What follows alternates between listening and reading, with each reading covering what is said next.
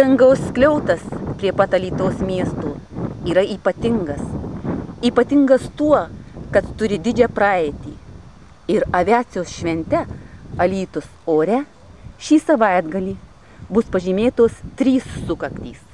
Tai Alytaus aerodromo 75-metis, Alytaus aeroklubo 55-metis ir eskadrilės Normandija Nemunas 70-metis.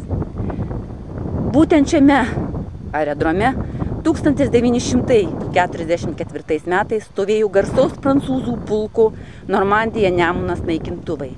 Pulkas beveik 2 mėnesius vykdė karinius skrydžius prieš pasitraukiančią vokiečių kariuomenę. Dainavos krašto žmonės žino šią istoriją ir yra informuoti apie vyksiančią aviacijos šventę Alytus ore.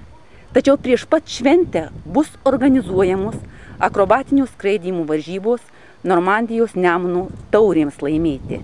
Ta proga kalbinu varžybų ir visos šventės organizatorių, Alytaus aeroklubo viršininką ir lakūną Kęstutį Urbanavičių.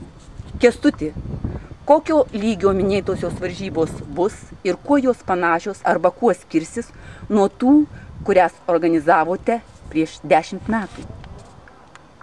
Tuomet, švenčiant Normandijos Nemuno 60-metį, buvo organizuotos B kategorijos varžybos Normandijos Nemuno taurei laimėti. Tai buvo viena taurė. Šiuo metu, šiais metais, pažymint 70-metį Normandijos Nemuno, bus 2 taurės, kadangi varžysis B kategorijos aukštesnės ir mažiau patyrusių arba šiuo metu mažiau skraidančių lakūnų kategorijoje A ir nugalėtojai bus dovanoti 2 taurėm, tai A kategorijos ir B kategorijos. Lėktuvas, tikiuosi, akrobatai skraidys lėktuvu Jak-52.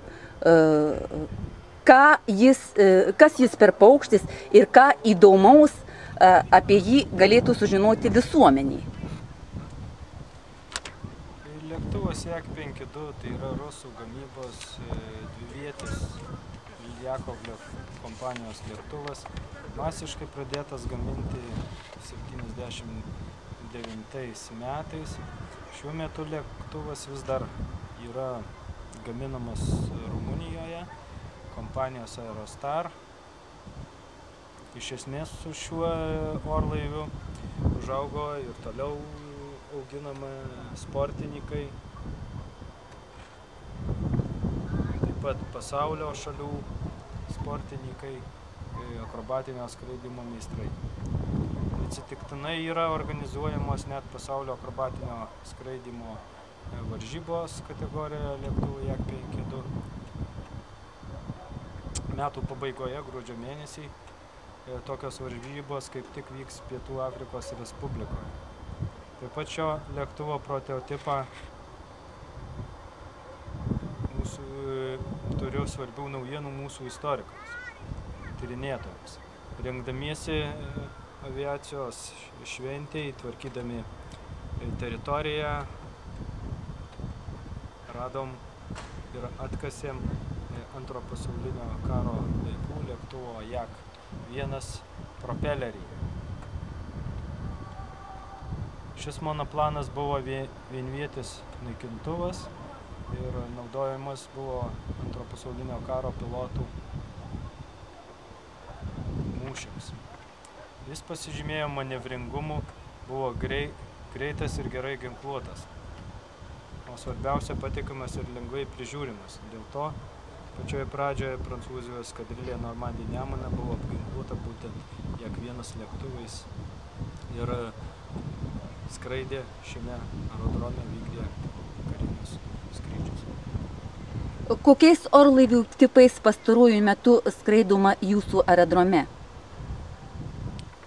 Aerodrome skraidoma įvairiais lėktuvų tipais, sraigtasparnių, Aeroklubas pagrinde naudoja akrobatinius lėktuvus, Jak 52, Jak 50, Jak 55, taip pat sklandytuvų išvilkimui, keturvietį lėktuvą Vilga, taip pat keturvietį lėktuvą Cessna.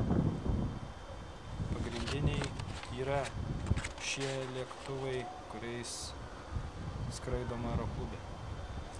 Ar varžybose ir šventėje dalyvaus svečių iš Prancūzijos? Tikimės, kad varžybų nugalėtams Normandijos Nemuno taurės įteiks garbūs svečiai iš Prancūzijos. Tarp jų tikimės dalyvaus ir Prancūzijos ambasados gynybos atašė. Taip pat ir kiti jį lydintys asmenys. Šventės meninėje dalyje numatytas ir dalyvaus hip-hop grupė iš Prancūzijos, Fast Range. Taip pat daugelis kitų Lietuvos atlikėjų koncertuos meninėje dalyje. Labai ačiū už pokalbį.